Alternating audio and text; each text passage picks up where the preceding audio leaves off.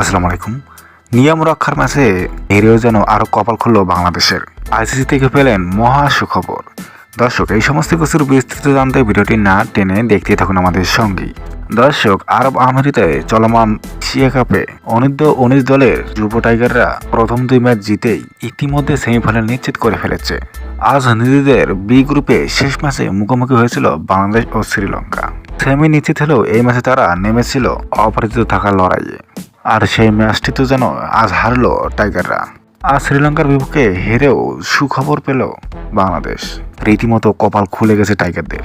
কেননা আইসিসি থেকে যে বলা হয়েছে আজকের ম্যাচটিতে যে হারবে সে পাকিস্তানের বিপক্ষে মুখোমুখি হবে, আর অপরদিকে শ্রীলঙ্কা ম্যাচ জিতে খেলবে শক্তিশালী ভারতের বিপক্ষে।